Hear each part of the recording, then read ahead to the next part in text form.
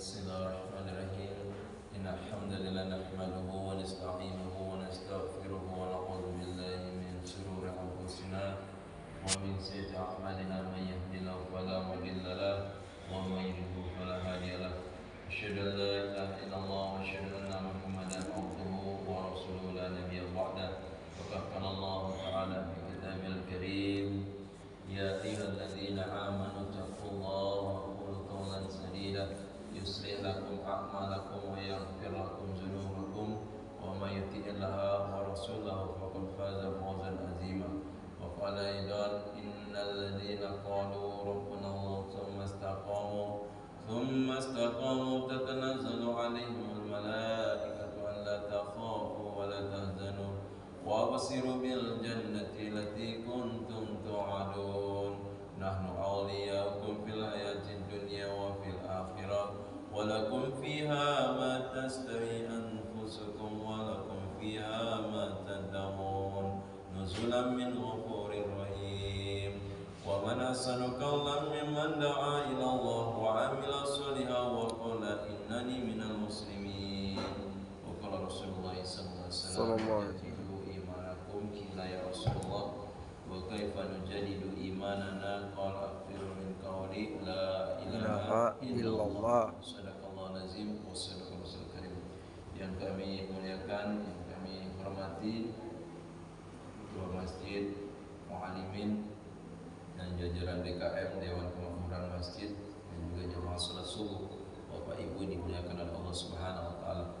Bersyukur atas segala nikmat yang Allah berikan kepada kita, sehingga dengan kasih sayang Allah Subhanahu wa taala telah gerakkan kita dari mati sementara, yaitu tidur, sehingga sunnah ketika bangun tidur kita membaca doa alhamdulillahilladzi ahyana ba'da ma amatana wa ilaihin nusyur. Hadirin, dalam satu mafhum hadis Nabi bersabda, orang yang tidur ini diikat dengan 3 ikatan oleh iblis. Ikatan pertama ini hadirin akan lepas ketika kita bangun tidur langsung baca doa selepas bangun tidur. Lalu ikatan kedua hadirin ini akan lepas ketika itu kita langsung bersegera mengambil air wudhu. Dan ikatan yang ketiga ini pun akan lepas ketika itu langsung melaksanakan sholat. Semoga kita tergolong orang-orang tersebut. Amin. Hari ini kita insyaallah sampai malam, sampai subuh lagi terlepas daripada gangguan iblis. Amin ya rabbal alamin. Karena ini musuh yang paling nyata, ya kan? Dia bisa melihat kita, tapi kita tidak bisa lihat dia. Dan memang sudah makarnya iblis. Dia nggak suka dengan orang ini taat. Sehingga ada orang yang bangun tidur, ada orang yang nggak tidur, nggak bangun-bangun ya. Ini kata ulama, kalau azan dikumandangkan dia tidak bangun, ini nandakan dia dikencingin setan. Ya kan? Coba kurang ajar nggak? Jadi kencingnya setan bikin nyenyak tidur. Nah, seperti itu. Iya. Padahal orang beriman itu Pak mudah bergerak untuk memenuhi panggilan Allah. Di situ ada panggilan sayang, hayya 'alas shalah, mari kita sholat. Jadi dalam perintah Allah ini hadirin bukan hanya memerintah begitu saja, tapi Allah langsung berikan fadilah, keutamaannya. Hayya 'alal falah, mari kita menuju kemenangan. Jadi orang yang berangkat menuju sholat hadirin ini menandakan orang ini menang. Menang melawan siapa? Melawan setan. Orang yang melaksanakan sholat subuh secara berjamaah ini keutamaannya seperti melaksanakan sholat sunat semalaman suntuk. Kalau melaksanakan sholat isya secara berjamaah ini melaksanakan sholat sunat seolah-olah separuh malam. Kita hari ini 11 rakaat tarawih yang mau witir saja imam panjang sedikit saja sudah. Yang nggak biasa bersin-bersin, yang nggak biasa batuk-batuk juga. Nggak punya kekuatan kita. Menandakan memang kita ini lemah. Tapi dengan asbab kita melaksanakan sholat fardu, yaitu sholat subuh secara berjamaah ini, keutamaannya seolah-olah melaksanakan sholat sunat semalaman suntuk. Sehingga ada dalam satu riwayat, ketika itu Amirul Mukminin ataupun Khalifah yaitu Sayyidina Umar. Jadi sudah lewat masa Nabi, masa Abu Bakar, maka ketika itu yang memimpin adalah Sayyidina Umar Khattab. Hadis Subhanahu wa ta'ala ketika dia mengimami sholat subuh, selepas sholat subuh, dia tengok ada satu sahabat ini yang tidak nampak, tidak kelihatan. Nah inilah kebiasaan sahabat hadirin. Ketika ada satu jamaah saja di dalam masjid atau musola tidak nampak, ya kan, maka mereka langsung buat musyawarah. Apa musyawarahnya? Untuk mendatangi. Ada apa saudara kita ini? Jangan-jangan sakit, jangan-jangan lagi mudik, ya kan seperti itu. Ataupun lagi ada keperluan. Maka hadirin ditanya, mana Sulaiman bin Hasmah? Tidak tahu kata sahabat. Ternyata hadirin dia ini centeng pasar, Pak. Masya Allah, centeng pasar. Jadi dia keamanan pasar. Malam itu jaga pasar di Madinah. Maka kata Umar, habis zikir doa, ya kan, kita datangi dia. Kemana dia ini? Ada apa? Nah, kenapa dia nggak sholat subuh berjamaah? Hadis Subhanahu wa ta'ala, lalu bergeraklah sahabat Umar dan sahabat yang lain sampai ke rumah sahabat ini, namanya Sulaiman bin Hasmah.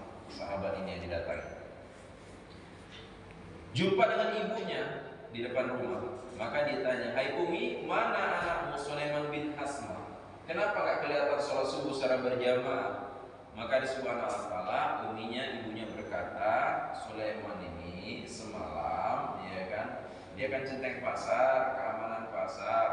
Jadi jaga pasar ini orang-orang terdahulu nih Pak, bukan main gaple, bukan main catur, tapi sholat semalaman suntuk. Subhanallah. Jadi sholat semalaman suntuk, sholat tahajud gitu.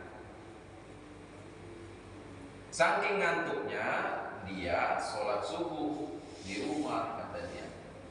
Habis sholat subuh langsung tidur lagi. Maka kata Sayyidina Umar, sampaikan kepada Sulaiman bin Hasmah, aku lebih suka dia sholat subuh secara berjamaah. Kenapa diri sholat subuh secara berjamaah ini keutamaan sama seperti sholat semalaman suntuk? Nah, seperti itu. Jadi seolah-olah kita ini Pak sudah sholat semalaman suntuk. Walaupun di bab sholat tahajud ada lagi keutamaannya, tapi ini sebagai motivasi kita, penyemangat.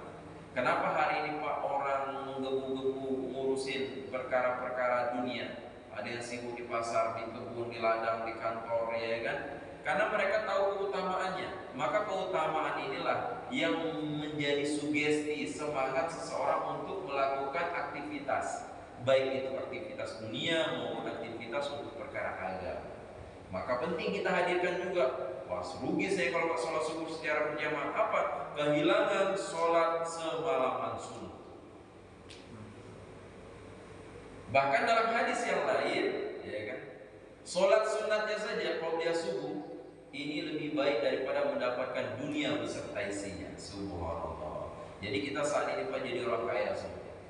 Nah, ya kan, dapatkan dunia beserta isinya. Bahkan dalam hadis yang lain, barang siapa yang pagi-pagi datang ke masjid, maka pada hakikatnya seperti membawa bendera iman.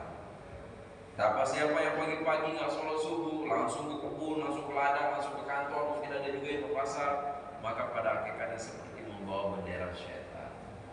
Nah, ya kan? Maka di Subhanahu wa ta'ala, moga-moga sholat subuh kita ini diterima oleh Allah Subhanahu wa ta'ala. Nah, dan kita niat Pak untuk istiqomah hingga akhir hayat kita ini dalam keadaan beriman beramal.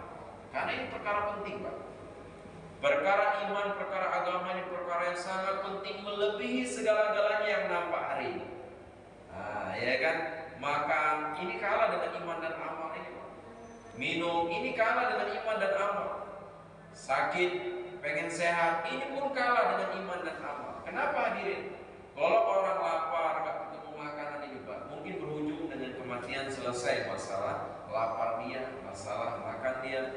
Kalau orang kehausan gak ketemu dengan air, mati, mungkin selesai masalah haus dia. Ataupun orang sakit gak ketemu obat sehingga gak mendapati kesembuhan, lalu dia mati, selesai sudah masalah sakitnya.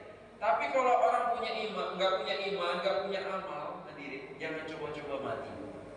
Jangan coba-coba mati. Kenapa? Karena dia akan merasakan lapar selama-lamanya, merasakan haus selama-lamanya, dan akan merasakan sakit selama-lamanya di akhiratnya Allah Subhanahu wa ta'ala. Memang hari ini nggak nampak. Orang beramal soleh ini ngapain kamu sholat-sholat ke masjid? Enak kayak saya, justru kamu ke sholat ke masjid, ekonomi kamu begitu. Seret pas saya saya tinggal sholat nih, Masya Allah, ya kan, bisa beli mobil Pajero, Masya Allah, ya kan, bisa punya rumah bertingkat. Seperti itu. Hadis Subhanahu wa ta'ala diumpamakan oleh ulama seperti orang punya mobil. Punya mobil, satu nggak punya lampu, satu punya lampu. Waktu siang hari dua mobil ini berjalan, ini nggak ada perbedaan, Pak.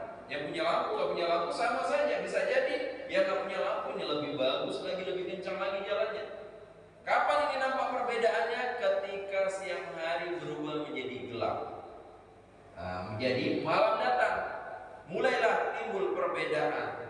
Yang nggak punya lampu susah berjalan, Pak. Merayap-merayap, ada lubang masuk lubang, ada jurang, bisa jadi ada masuk jurang. Kalau bawa penumpang bisa jadi mencelakai bukan hanya sopir, bukan hanya kondekturnya, tapi bisa jadi seluruh penumpangnya pun akan mendapatkan musibah asbab ini mobil nggak punya lampu. Tapi mobil yang punya lampu ini hadirin, Masya Allah, ya kan? Dia bergerak ketika malam ini, maka dia akan selamat, ada tikungan, ada apa semuanya. Ya kan, bisa dilalui dengan baik, bahkan penumpangnya pun selamat sampai ke tujuan. Begitulah hari ini orang yang beriman, beramal, ya kan, dengan orang yang tidak beriman, dengan orang yang tidak beramal. Waktu masih di dunia nampaknya sama saja, tidak ada perbedaan. Tapi ketika hadirin alam akhirat sudah mulai dia datangi, barulah tampak perbedaan. Di kubur saja sudah nampak perbedaannya. Orang yang punya iman, punya amal, kuburnya akan meluas-luas mata memandang. Setelah itu akan ditumbuh-tumbuhkan seperti taman-taman surga, dibuka jendela dan pintu-pintu surga sehingga wewangian surga ini akan tercium oleh penghuni kubur, sehingga di dalam kubur seperti 2 rakaat sholat saja. Begitu singkat, kiamat sudah sampai masuk surga yang Allah SWT. Tapi orang yang gak punya iman, gak punya amal, masuk kubur susah, Pak. Kubur akan menghimpit sehingga tulang rusuknya bersilangan. Setelah itu hadirin gelap, api dinyalakan. Api ini akan membakar tubuhnya sehingga dia merasa tersiksa. Bukan hanya itu saja, dihantarkan ular yang besarnya hadirin seperti onta, panjangnya 1 bulan perjalanan, matanya bercahaya seperti api, memiliki 2 titik hitam di keningnya, menandakan kata Nabi dia memiliki racun yang sangat dahsyat. Seandainya racunnya ini tumpah ke dunia ini hadirin, maka sampai hari kiamat langit tidak akan menurunkan hujan, bumi tidak akan pernah menumbuh-numbuhkan tumbuh-tumbuhan dengan asbab dahsyatnya racun ular tersebut. Kukunya terbuat dari besi, panjangnya 1 hari perjalanan, suaranya menggelegar macam ikan petir. Nama ular tersebut adalah Sujam Akor. Jadi teman di kubur, ya kan? Kita hadirin di ruangan satu saja mungkin kamar, diberitahu kalau di situ ada ular kecil begini, maka kita nggak akan berani masuk kamar tersebut sebelum ular itu benar-benar pergi ataupun keluar dari kamar tersebut. Ini baru ular kecil saja, belum tentu dia menggigit kita. Tapi ini hadirin yang nggak punya iman, nggak punya amal, ini pasti ular ini akan menyiksa sampai siksaannya ini hadirin menjelang hari kiamat. Sampai hari kiamat. Jadi perkara yang sangat penting dalam kehidupan manusia ini adalah perkara iman dan amal. Inilah yang harus kita usahakan hari-hari. Jangan sampai gara-gara perkara dunia hadirin melalaikan kita dari usaha iman dan amal. Karena perkara yang sangat penting perkara ini saja. Yang lainnya hanya keperluan saja. Makan, minum, kendaraan, pesta-pesta, itu hanya keperluan saja, ya kan? Tapi sungguh tidak bijaksana kalau kita sibuk hanya dengan keperluan. Seperti WC di rumah kita ini ada WC, Pak. WC ini hanya keperluan. Sungguh tidak bijaksana kalau kita di WC lamanya 8 jam. Sungguh tidak bijaksana kalau di WC sampai 24 jam. Ini hanya keperluan saja. Justru orang nyangka ini ngapa orang ini lama-lama, setengah jam saja di WC orang sudah bingung. Ini kenapa orang ini? Ya kan? Apalagi sampai 8 jam, sampai 12 jam, sampai 24 jam. Memang keperluan ini WC, tapi sungguh tidak bijaksana. Sama seperti hari ini, makanan, minuman, pakaian, kendaraan. Hari ini orang mengusahakannya seperti orang dengan WC. Ada yang sampai 8 jam mengusahakannya, ada yang sampai 12 jam, sampai ada yang 24 jam. Kalau bisa ditambah tuh jam. Padahal ini cuma keperluan saja. Seharusnya yang harus diusahakan adalah maksud. Apa itu maksud, hadirin? Yaitu agama yang Allah berikan kepada kita, inilah maksud. Maka kita dihantar ke dunia ini, Bapak Ibu yang dimuliakan Allah Subhanahu wa taala, waktunya sangat singkat, enggak lama, Pak. Dulu kita anak-anak, sekarang sudah punya anak. Bentar lagi anak kita punya anak, namanya cucu. Cucu nanti punya anak, namanya cicit. Cicit nanti punya anak, namanya cangga. Cangga nanti punya anak, namanya warek. Warek nanti punya anak, namanya apa, Pak? Udak nanti punya anak, namanya gantung sipur. Benar nggak, Pak? Ini menurut kamu bahasa Jawa. Kalau bahasa Lampung, ya mapan. 7 keturunan saya apa? Ya kan? Nah, dari anak, cucu, cicit, ya kan? Nah, tadi itu apa lagi, Pak? Cangga, ya kan, warek, udah gantung sipur. 7 keturunan. Ini di kamus bahasa Jawa. Allah Subhanahu wa taala jadi menandakan, hadirin, ini di dunia ini cuma sebentar. Dulu pernah hidup Nabi Adam, sekarang mana, Pak? Sudah meninggal.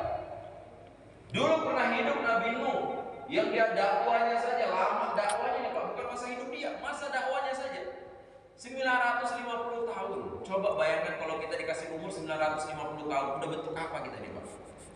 Saya pernah lihat di YouTube itu, di Pakistan tuh ada orang yang punya umur 250 tahun. Tinggal tulang saja. Begini aja, masih hidup matanya. Coba, 250 tahun, kondisi saat ini seperti itu. Bayangkan kalau dia punya umur 950 tahun. Ini Nabi Nuh sudah tidak ada lagi. Rasulullah begitu juga sudah tidak ada lagi. Raja-raja yang berkuasa di negara kita dulu, Gajah Mada, Majapahit, mana sekarang? Tidak ada lagi. Ya kan? Menandakan memang dunia ini cuma sebentar. Walaupun mereka dulu punya umur 1000 tahun, 1500 tahun, ratusan tahun, tapi semua akan meninggalkan dunia. Apalagi kita ini sudah divonis sama Nabi, umur umatku ini nggak lebih, berkisar antara 60 sampai 70 tahun saja. Ada yang lebih sedikit. Mungkin di kampung bapaknya umur 90 tahun, mungkin bisa dihitung dengan jari. Mungkin hanya 1-2 saja. Rata-rata di bawah 60-70 tahun itu sudah dipanggil kemana? Ke akhirat. Dan sudah ke akhirat tidak pulang lagi. Coba, ada yang udah bangun, Pak? Bapak kita mungkin yang kemarin meninggal bangun gitu. Justru kita bingung, ya kan? Nah, kenapa Bapak nggak betah di sana, ya kan? Nggak pulang ke sini, nggak bisa, ya kan? Kita ini, Pak, diciptakan itu pada hakikatnya ruh kita ini kekal. Cuma jasad kita ini saja yang membungkus ruh kita ini. Ya. Jasad kita ini, Pak, akan dihancurkan lagi, akan kembali lagi kepada asalnya, yaitu tanah. Kita ini dari tanah, Pak. Nah, Nabi Adam itu dari tanah. Semuanya diciptakan dari saripati tanah, ya kan? Kalau kita kan dari nutfah, dari air mani kalau menurut kita, seperti itu. Ini terbentuknya nutfah ini dari saripati makanan. Makanan ini ditumbuhkan di mana? Di bumi. Jadi apa? Dari tanah semua. Maka kita akan kembali ke tanah. Yang kekal apa? Ruh kita. Maka fase manusia ini pertama di alam ruh. Habis dari alam ruh ke alam rahim. Alam rahim pun sudah dibatasi 9 bulan 10 hari. Lebih sedikit, kurang pun sedikit. Justru kalau lebih 9 bulan 10 hari, nggak taunya lebih seminggu, lebih sebulan, itu orang muda kebingungan, emaknya juga kebingungan. Ini kenapa bayi nggak lain-lain? Ada apa ini? Bila perlu didedel, dibelah, disesar, kan seperti itu. Imam Syafi'i itu 4 tahun, Pak, di dalam kandungan. Coba sekarang kalau ada bayi umur 4 tahun di dalam kandungan, bingung orang-orang, viral di mana-mana. Ya kan, ibu dia nggak ngelahirin, jangan-jangan batu, bukan bayi kan isinya. Hari semua tahu. Dibatasi 9 bulan 10 hari. Selepas itu pindah lagi ke alam dunia. Di alam dunia ini, disinilah kita mau beramal. Berapa lama? 60 sampai 70 tahun. Jadi kalau sekarang ada yang umur 59 tahun, Pak, hati-hati. Setelah di alam dunia, ke alam kubur berapa lama? Alam kubur ini, Pak, ini sudah akhirat. 1 hari di akhirat seperti 1000 tahun hubungan kita di dunia ini.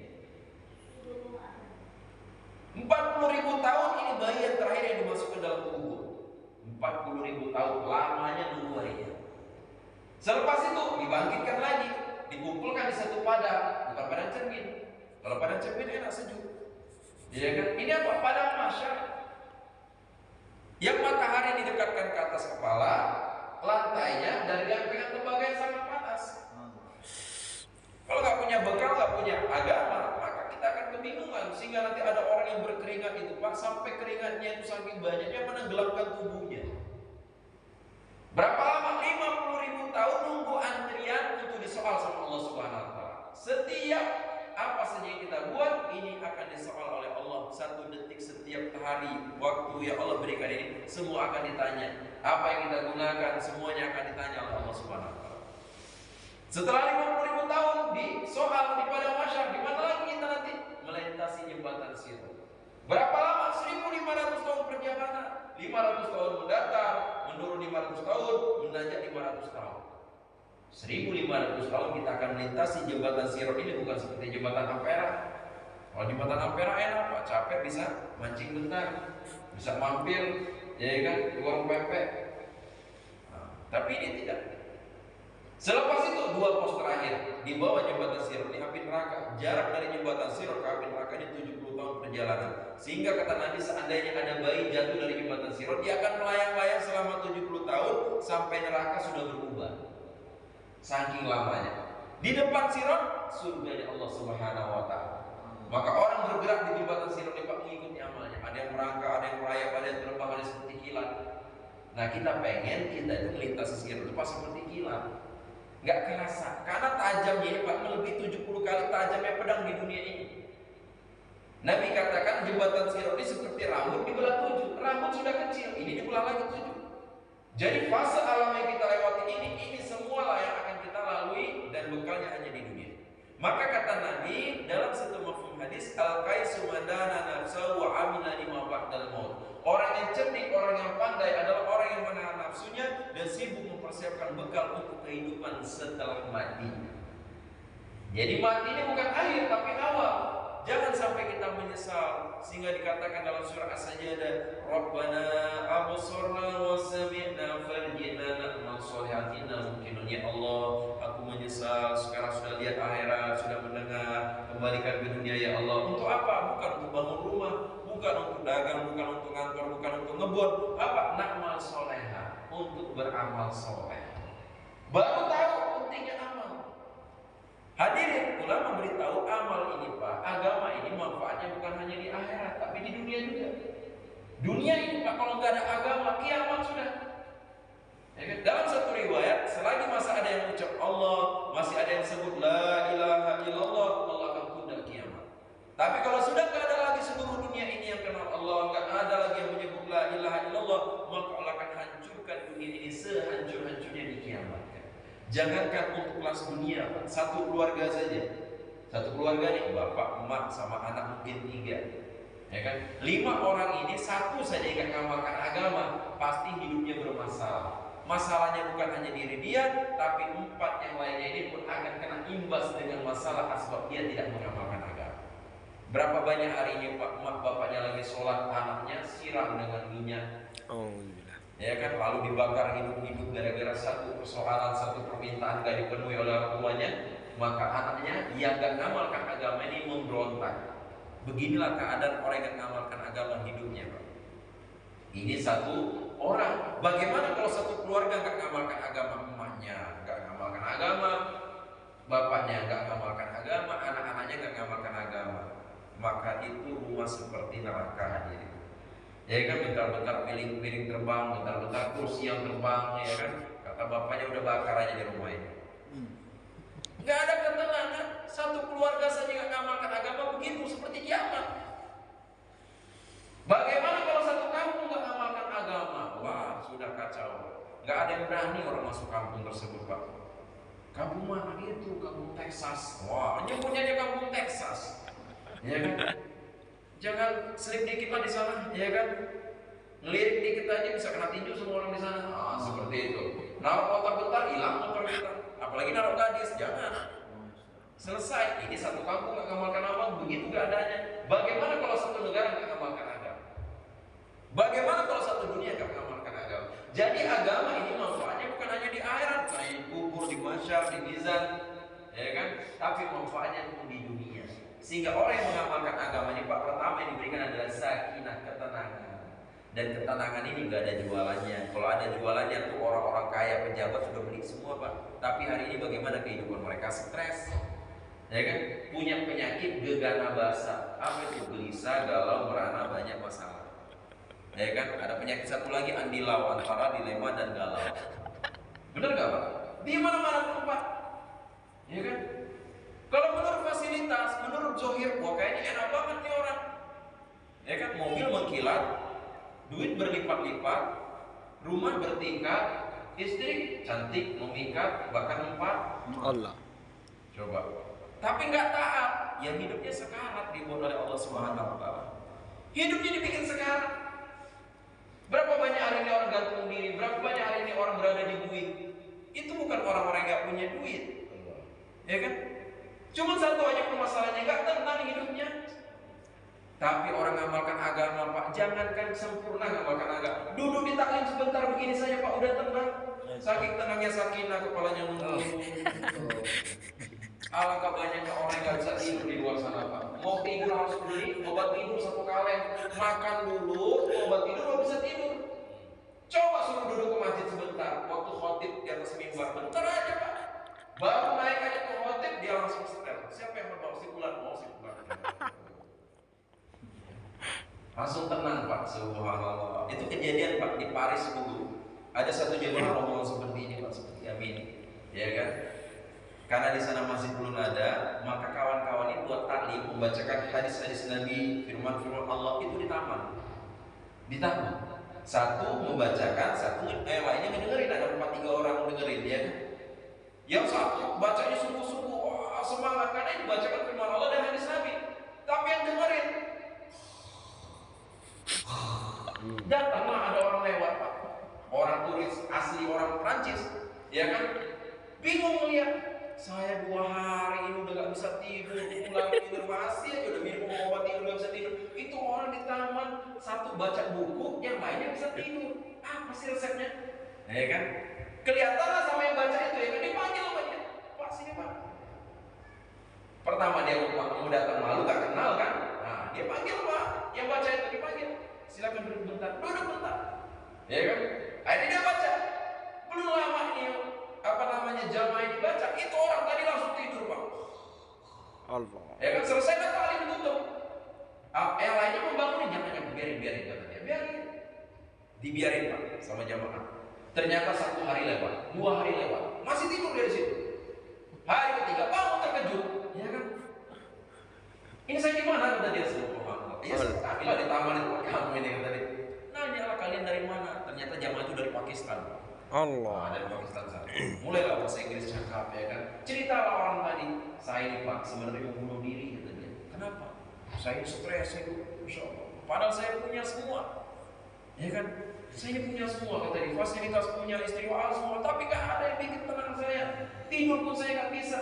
Tapi saya gara-gara lewat taman ini melihat kalian ada yang baca buku ada ini, kok bisa tidur? Untung saya dipanggil sama teman kalian ini. Tapi saya duduk bangun langsung bisa tidur. Apa sih resepnya kata dia? Ya kan? Saya udah minum obat dan nggak bisa tidur kata dia. Saya mau ikut kalian lah kata dia. Ternyata jamaah itu Pak bergerak 4 bulan. Akhirnya dia ikut, ya kan? Ikut. Karena dia belum Islam, diislamkan dulu. Akhirnya Pak sekarang jadi penanggung jawab. Allah. Nah, sekarang ya, Masya Allah kata dia ngamalkan agama cuma duduk di taklim saja saya bisa tenang. Apalagi kalau yang lain-lain. Itu baru duduk di taklim saja. Bagaimana kalau kita sholat? Bagaimana kalau kita baca Quran? Bagaimana kita zikir? Bagaimana kalau kita istiqomah di masjid? Bagaimana kalau amal-amal soleh yang lain? Insya Allah Pak, kesusahan, kesulitan akan hilang dari hati-hati orang dunia. Benar ya Allah. Karena intinya begitu. Dalam surah Ar-Ra'd Allah Subhanahu wa taala berfirman, "Ala bizikrillah tatma'innul qulub." Hanya dengan mengingat Allah hati akan menjadi tenang. Hari ini orang cari tenangan kemana Pak? Ada ke gunung-gunung, banyak semua gunung didaki. Gunung Sulang. Gunung Sulang coba. Dulu tahun 90-an. Ya kan? Alangkah banyaknya orang itu naik Gunung Sulang. Ya kan? Cuma mau cari tenang aja, jalan kaki Pak. Oh, ada dari Jagabaya, ada dari Gunung Kancil, ada yang dari Blok 4, ada yang dari Wai Halim.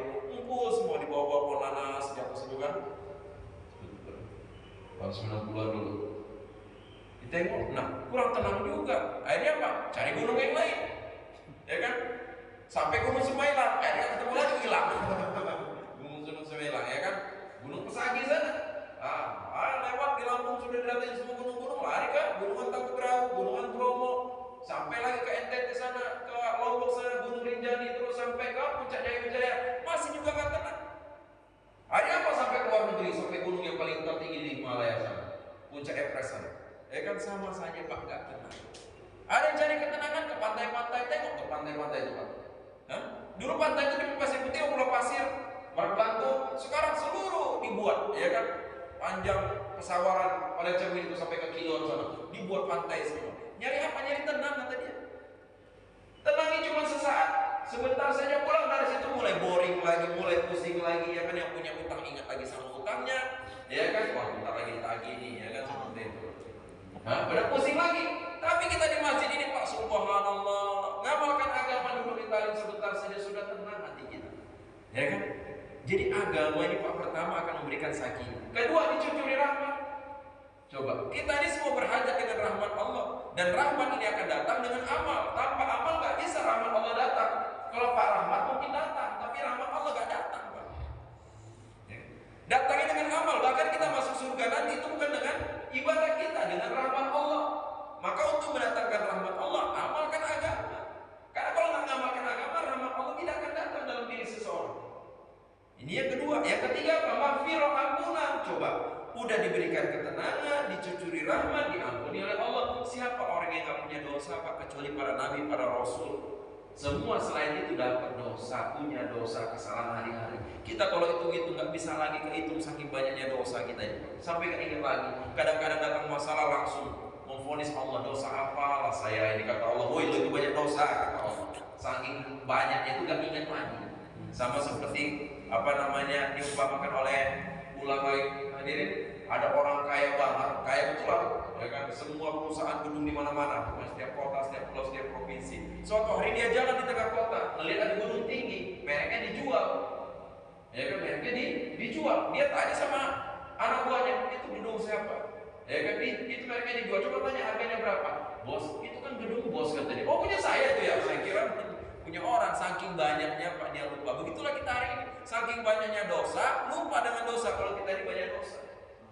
Ya, hadis subhanahu wa ta'ala, maka dengan usaha agama, dengan agama hadis subhanahu wa ta'ala, Allah memberikan ketenangan, sehingga Allah SWT akan jadikan kita ini menjadi hamba-hamba yang benar-benar bersyukur, dan Allah SWT matikan kita dalam keadaan husnul khotimah, masuk ke dalam surga tanpa hisab. Amin. Amin ya Allah. Ini bulan Ramadan ini Pak, momen dicucuri rahmat, bercurah-curah Pak rahmat Allah ini. Yang kedua apa? Ampunan. Nah ini sudah lewat ampunan. Yang ketiga Pak, pembebasan api neraka. Maka 10 hari terakhir ini Pak, kita usahakan dengan maksimal mungkin, jangan ketipu. Minggu awal, 10 hari awal alhamdulillah semangat, ya kan, terjaga amal ibadahnya. 10 yang kedua juga alhamdulillah, ya kan. Yang ketiga ini Pak, kadang-kadang kecil kita nih Pak, ya kan, sibuk mau ngecat rumah, sibuk mau beli makanan, sibuk mau ngurusin orang, boleh silakan saja Pak. Tapi kita amal jangan sampai kita kurangi. Hari kan banyak Pak, gara-gara perkara itu akhirnya apa? Enggak puasa. Sepadahal 1 hari puasa yang dibatalkan bukan karena syar'i hadirin, ya kan? Maka ini nggak bisa diganti keutamaannya dengan hari-hari yang lain. Kodoknya wajib, tapi keutamaannya nggak dapat. Keutamaan apa? Ya diampuni Allah, dibebaskan dari neraka, dicucuri rahmat. Maka kita jaga banget bulan Ramadan ini. Yang kedua, amal yang sudah kita kerjakan kita istiqomahkan, ya kan? Sholat malam, sholat tarawih ini kan sholat malam Pak. Minimal Pak 2 rakaat selepas daripada sholat isya kita kerjakan. Syukur-syukur tidur sebentar, sholat malam, sholat tahajud. Nah, kalau sholat yang lain bagus lagi, tambah sholat witirnya, tambah sholat hajatnya. Tapi kalau nggak mampu minimal 2 rakaat, ya kan? Walaupun cuman lamanya seperti memerah susu sapi. Jadi singkat banget gitu kan? Hadis subhanahu ini jangan kita tinggalkan. Berikutnya baca Quran. Di mana-mana sekarang ini baca Quran, alhamdulillah, ya kan? Orang sibuk di mana-mana, di masjid-masjid musola masih ada orang yang baca Quran. Maka ini kita istiqomahkan setiap masjid, di setiap rumah, setiap musola kita. Lalu apa lagi? Itikaf. Ya kan? Kita ini kan itikaf nih Pak, 10 terakhir. Ya kan? Di mana-mana masjid musola alhamdulillah sekarang ramai. Apalagi pas di tanggal-tanggal ganjil. Itikaf ini hadirin keutamaannya, barang siapa yang itikaf di masjid, maka Allah akan jauhkan 3 parit dari nerakanya Allah Subhanahu wa ta'ala. Kalau orang sudah jauh dari parit neraka, insya Allah akan dekat dengan surga. Ini baru 1 hari saja. Gimana kalau 10 hari? Gimana kalau 40 hari? Gimana kalau 4 bulan? Gimana kalau banyak habis waktunya di dalam masjid? Maka dia akan terbebas dari maksiat kepada Allah SWT, sibuk dalam amal. Maka ini kita istiqomahkan. Semoga kita pun tergolong orang-orang yang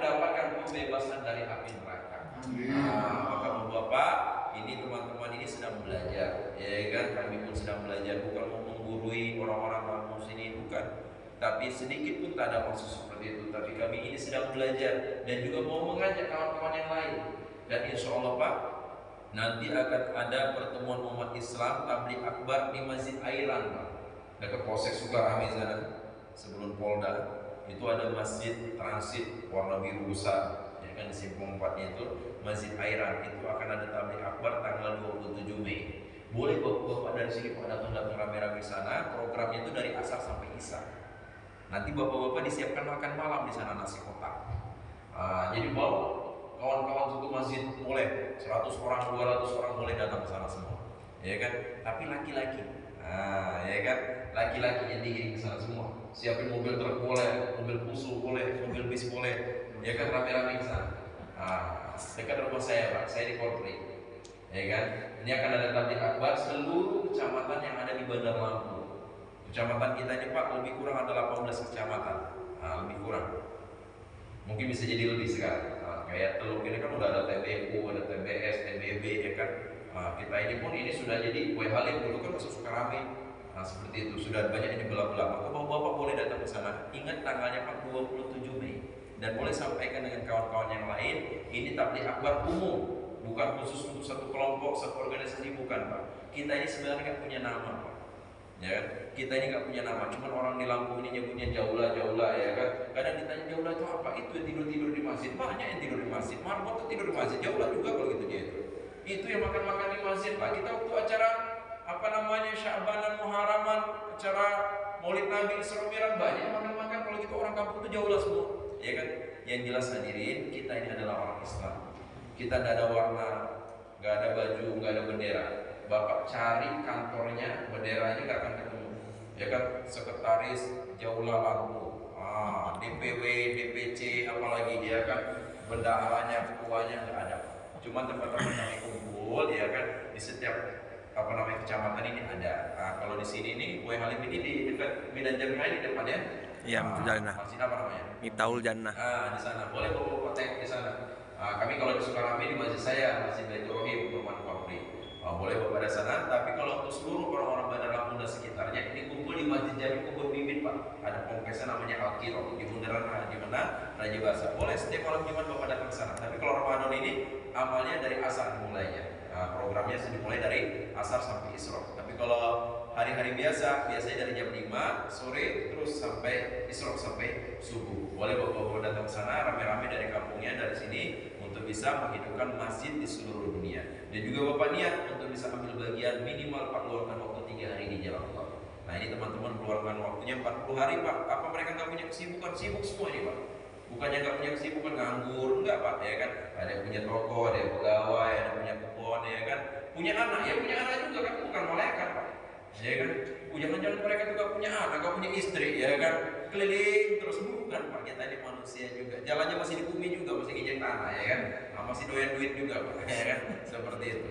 Jadi hari subhanallah kita cuma belajar meluangkan waktu. Karena kalau nggak diluangkan Pak, agama ini nggak akan datang. Bapak untuk mendatangkan beras itu harus luangkan waktu. Untuk datangkan mobil harus luangkan waktu. Ada yang sampai keluar negeri jadi TKI, jadi TKW di sana, ya kan? Ada yang sampai 4 bulan, ada yang sampai setahun, ada yang sampai 20 tahun Pak. Pulang-pulang sama juga, masih juga hidupnya susah juga, ya kan? Tapi kalau orang amalkan agama, bukan karena kaya, bukan karena miskin, karena amalkan agama hidupnya mulia. Dengan karena agama Allah SWT tolong dalam setiap waktu dan keadaan. Maka kita niat bapak-bapak yang dari sini pun bisa ambil bagian. Insyaallah ya. Semoga Allah SWT terima majelis kita, Allah jadikan sebab hidayah. Amin. Teman-teman Besok pindah. Enggak, besok pindah ya. Jadi besok Pak teman-teman ini akan pindah. Hari ini mau pindah, ya kan? Mau kembali ke tempat masjid mereka masing-masing. Mereka sudah selesai program 40 harinya, mereka akan kumpul lagi di tempat masjid pusat teman-teman ini kumpul di Masjid Jami Kubur Bibit Al-Qiro. Maka fasilitas yang sudah digunakan teman-teman nggak bisa membalas Pak, kecuali bapak-bapak ke masjid mereka. Mereka bisa balas. Bapak yang ngasih bubur kacang hijau, insya Allah mereka nanti ngasih bubur kacang hitam. Ya kan seperti itu, ya kan? Bapak mereka menggunakan fasilitas masjid, lampu, semoga menjadi penerang bapak-bapak di kubur nanti. Amin ya Air Allah. yang mereka gunakan semoga menjadi Allah ganti dengan air telaga Kausar yang langsung diminumkan dari tangan Nabi kepada bapak-bapak dan yang mereka ada di sini. Dan juga juga karpet yang digunakan ini diganti dengan permadani di surga. Jamuan-jamuan yang sudah diberikan kepada jemaah juga semoga diganti AC ya kan semuanya. Mereka nggak bisa bayar Pak, ya kan. Kalau mau bayar bingung juga dia orang ini kan, berapa satunya katanya ya kan seperti itu. Ya pokoknya tolong diikhlaskan, semoga bapak-bapak menjadi jariah untuk amal bapak dikubur di masa sampai masuk surga ya Allah SWT. Dan dikalaku Allah kata Pak, tolong dimaafkan karena kami ini belajar, bukan orang soleh tapi belajar soleh, bukan orang baik tapi sedang belajar baik. Mobil ada tulisannya belajar, nabrak marka-marka jalan tuh gak ada apa-apa sama polisi, ya kan? Namanya belajar, ya kan? Nabrak lampu merah, nabrak anak kecil, ya kan? Yang belajar ada tulisannya belajar. Begitulah juga kawan-kawan ini Pak, kami ini ya kan, kadang-kadang senggol sana, senggol sini, ngomong ceplos-ceplos, ya kadang-kadang ya dari comberan juga Pak datangnya. Kemarin di terminal, alhamdulillah digeser ke masjid sama Allah ya kan. Kemarin di diskotik, alhamdulillah digeser ya kan. Kalau nggak ke masjid, ya mau ngapain lagi hidup ini Pak? Ya kan? Maka penting kita mau ajak semua orang Islam memakmurkan masjid dan menghidupkan agama di rumah-rumah kita. Sehingga Allah sudah menjadikan kita sebab hidayah dan kembali Islam dimaju sebagaimana di zaman Nabi dan sahabat. Insyaallah Pak ya. Semoga Allah terima kita Allah jadikan sebab hidayah dan Allah terima puasa Ramadan kita ini. Auzubillahi minasyaitonir rajim. Bismillahirrahmanirrahim. Ya Allah, ampuni segala dosa-dosa kami, ya Allah. Amin. Banyak hilaf, banyak dosa, ya Allah. Kau terima ibadah kami, salat kami, puasa kami, baca Quran, zikir, sunat kami, dan zakat dan amal-amal yang lainnya, ya Allah. Ya Allah kami lemah, ya Allah kami tak bisa apa-apa, ya Allah. Selamatkan kami dikubur di mahsyar di mizan. Ampuni juga dosa kedua orang tua kami, ya Allah. Pilih orang-orang kampung kami dan seluruh orang ini, ya Allah, untuk mengamalkan agama, perjuangan agama seluruh alam, ya Allah. Jadikan masjid kami sebagaimana masjid Nabi, ya Allah. Jadikan rumah kami sebagaimana rumah sahabat. Jadikan anak keturunan kami menjadi anak soleh dan solehah, ya Allah. Menjadi penghafal Al-Quran, menjadi alim ulama, menjadi dai dan ya Allah. Ya Allah, selesaikan masalah-masalah kami, ya Allah. Ya Allah, ya Rahman Rahim, tolong kami, bantu kami, ya Allah. Rabbana atina fid dunya hasanah wa fil akhirati hasanah wa qina adzabannar. Wassallallahu ala sayyidina Muhammadin nabiyyin wa ala alihi wa sahbihi wasallam. Walhamdulillahi rabbil alamin. Subhanallah wa bihamdihi, subhanallah wa bihamdika, asyhadu an la ilaha illa anta, astaghfiruka wa atubu ilaik. Assalamualaikum warahmatullahi